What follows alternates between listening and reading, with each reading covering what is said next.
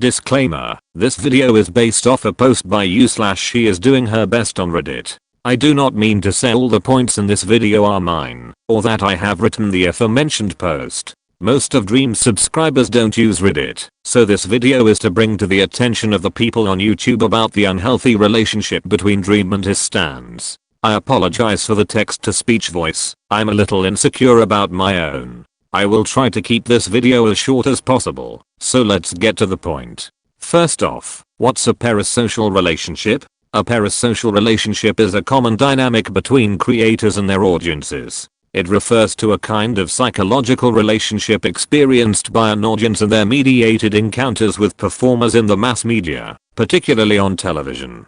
Viewers or listeners come to consider media personalities as friends, despite having limited interactions with them. Fans are obsessed with them and view them as a deity worthy of worship. She is Doing Her Best believes that this is a type of relationship between the Dream Team and their stans. She is Doing Her Best has covered 5 points in their post: the Twitter stans, the Twitch followers, the sexualizing, the infantilizing, and the Twitter drama. The Twitter stans. The Twitter stans mostly seem to be 12 to 14-year-olds with fan accounts who are obsessed with the Dream Team. They try and stalk the Dream Team on every social platform they can think of, such as Twitter, Twitch, Snapchat, Instagram, you name it. They try and get their hands on as much information about the Dream Team as possible, which is equivalent to stalker-like behavior. She is Doing Her Best mentions some examples of this. Trying to zoom into Dream's cat, patches his eyes to catch the reflection of Dream's face in them, and trying to find the exact Pizza Hut in which Wilbur, George and Dream met up. Both of these are examples of excessively obsessive behavior, and are extremely unhealthy. Second point, the Twitch followers. Most of us are already familiar with this case.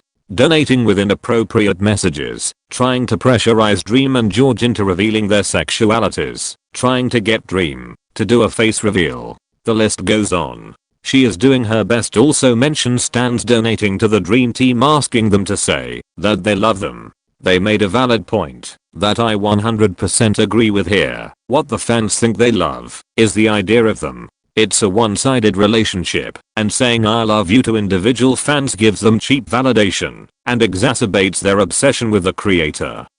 She is Doing Her Best also mentions the following: most of their Twitter and Twitch followers are teenage girls. I mean, no offense to teenage girls as I'm one myself, but teenage girls are usually clingy and idolize a lot of male people. A member of the Dream Team saying the words I love you to them is, in the girl's point of view, equivalent to her best dream. No pun intended.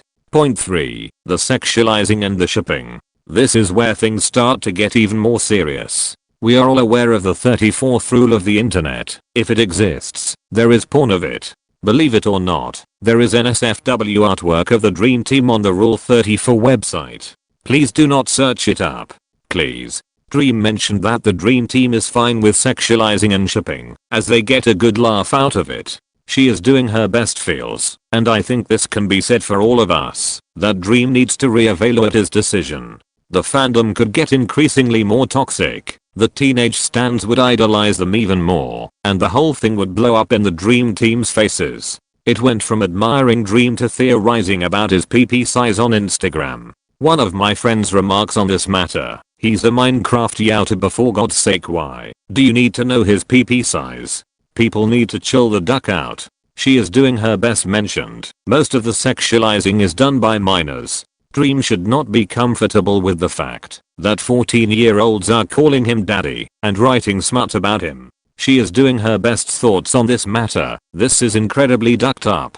The infantilizing. We all know George's recent nickname, Goggy. While that's a sweet nickname, it sounds like people are treating George like a baby. They call him honey, sweetie, and God knows what else. They make him look like a softy boy who cannot stand up for himself. The same can be said for bad boy Halo, who is looked upon as some sort of child. The fact that teenage girls are calling fully grown adults baby is weird.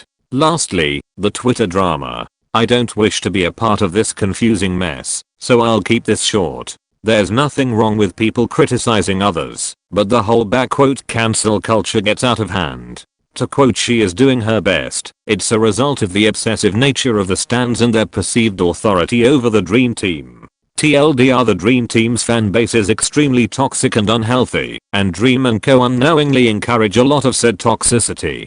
I feel like everyone needs to know about this. Stans need to calm down. Before I end this video, I'd like to say that I hope that Dream will never do a face reveal. The stans are bad enough, and they will only get worse once they know what Dream looks like. Thank you for watching, and hopefully Dream will address these issues in the near future. The link to the original Reddit post will be in the description. Stay safe.